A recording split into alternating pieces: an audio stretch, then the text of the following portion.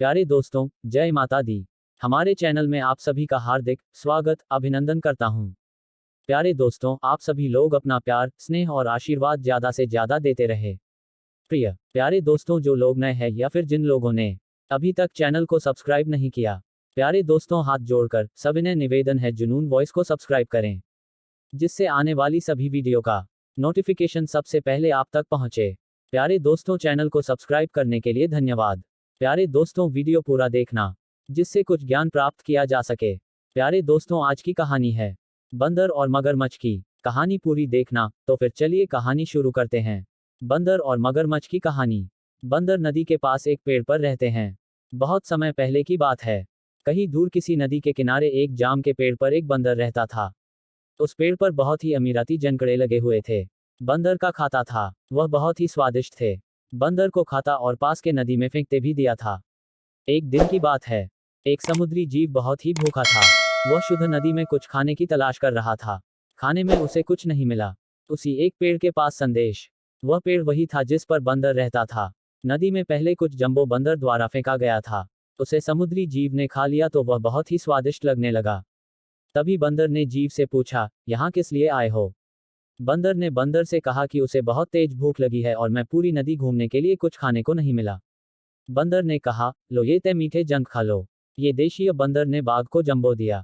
Shark ने जंब को खाकर अपनी भूख को मिटाया। इसके बाद बाघ और बंदर में दोस्ती हो गई। रोज समुद्र तट आता है और दोनों घंटों बात करते हैं। एक दिन बंदर ने कहा, ये लो जंब अपनी पत्नी को दे दूं। बाघ ने अपनी पत्नी को अपने नए दोस्त को बंदी और अपने जंब के पेड़ के बारे में बताया। साथ ही बंदर के दिए हुए जंबू को अपनी पत्नी को दिया। बाघिन की पत्नी ने जंबो को खाया तो ये जंबू बहुत ही खूबसूरत लग रहे हैं। तभी उसने ये सोचा कि जो बंदर रोज ऐसे स्टेक मीठे जंक को खाता होगा तो उसका आधा मीठा मीठा होगा। उन्होंने ये तय कर लिया कि वह आग लगाने वाले को जरूर पकड़ेंगे। फिर उसने सब जीवों को बताया कि वह बंदर का दिल खाना चाहता है, और जब तक वह बंदर का दिल नहीं खाएगा तब तक वह और कुछ नहीं खाएगी। शार्क ने कहा, ठीक है, पर मैं उस बंदर को यहाँ तक कैसे लेकर आऊं? बाघिन की पत्नी ने एक योजना को बताया। इसके बाद समुद्री जीव निकल बंदर को आने के लिए।